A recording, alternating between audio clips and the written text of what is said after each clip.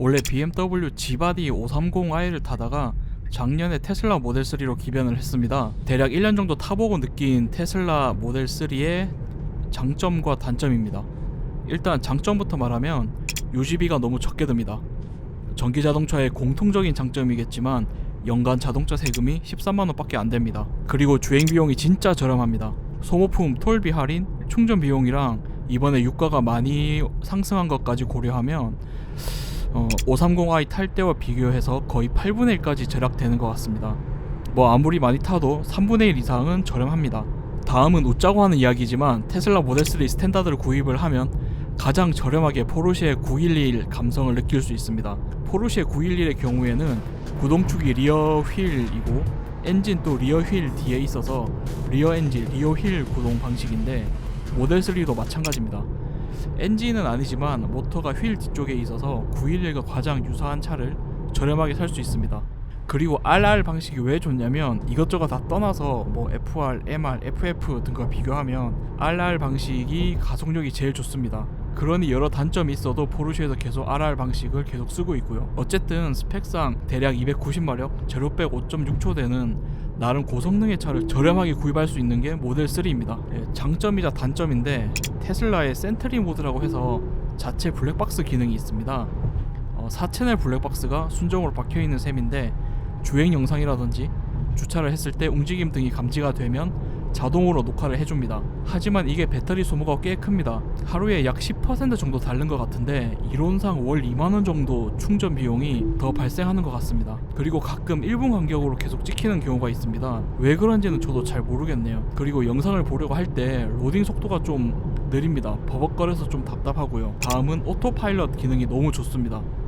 기존 G바디 530i 반자율 주행이 꽤 좋은 편이었는데 테슬라는 더 좋습니다. 급격한 코너에서도 차선을 잘 유지하면서 통과를 합니다. 이것만 봐도 테슬라의 자율주행이 얼마나 좋은지 아시겠죠? 물론 오토파일럿 기능을 켜두고 핸들을 오래 잡지 않거나 과속을 하면 모델 3는 차를 멈추고 주차 모드를 하기 전까지는 다시 오토파일럿이 안 켜지는 단점도 있습니다. 뭐 안전을 위해서 그런 듯한데 가끔은 차 따위가 뭐 이런 생각이 들기도 합니다. 그리고 이건 전기차들의 공통점이겠지만 장거리 운전 시에 엔진 진동이 없고 오토파일럿 위주로 운전을 하다 보니까 피로도가 정말 적습니다. 엔진 진동이 의외로 피로감을 많이 유발하는 것 같습니다. 그리고 눈길 안정성이 꽤 좋습니다. 자세 제어 개입이 엄청 보수적인 것 같은데 눈길에서 조금만 슬립이 나거나 악셀을 과하게 밟으면 바로 제어 장치가 개입을 해서 악셀이 더 이상 안 됩니다. 좀 재미가 없다고 느껴질 수도 있지만 어떻게 보면 안정적이어서 좋습니다. 후륜구동이지만 눈길에서 사계절 타이어로 운전을 해도 무난했습니다. 이제 제가 느낀 단점입니다. 일단 충전이 엄청 귀찮습니다.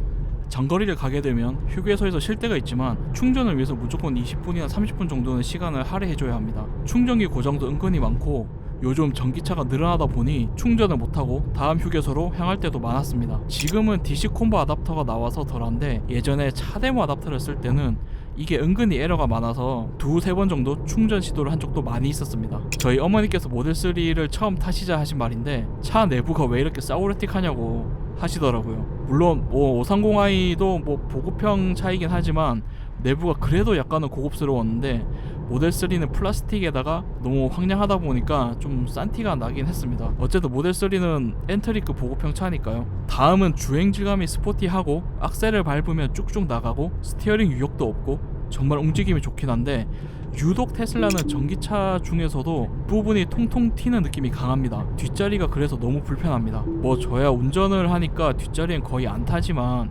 여러분들은 테슬라에 타게 되면 가급적 조수석에 타시기 바랍니다. 그리고 이것도 전기차 특성인데 휠 베이스가 길어서인지 회전할 때 회전 반경이 은근히 큽니다. 유턴이나 주차할 때 좀 적응이 안 되고요. 그리고 이건 미국차 공통인 듯도 한데 사이드 미러가 광각이 아니어서 사각지대가 너무 심합니다. 핸들과 열선, 통풍 시트가 없는 것도 덤이고요. 그리고 마지막으로 겨울을 한번 지내보니까 주행거리가 정말 확 줄어듭니다. 정확히 계산을 못 해봤지만 겨울에 히터를 틀면 기존보다 10% 이상 주행거리가 더 줄어드는 것 같습니다. 제 차는 그래도 리프레시 모델이라 히트 펌프가 있는데도 그렇습니다. 어쨌든 전기차를 1년 동안 타보니 유지비가 정말 저렴해서 월급 통장이 여유로워졌습니다. 지금까지도 530i를 탔으면 어땠을까. 이번에 휘발유가 엄청 올랐는데 생각만 해도 아찔합니다. 네, 제 영상이 도움이 되었으면 구독과 좋아요 그리고 알림 설정까지 꼭 부탁드립니다. 감사합니다.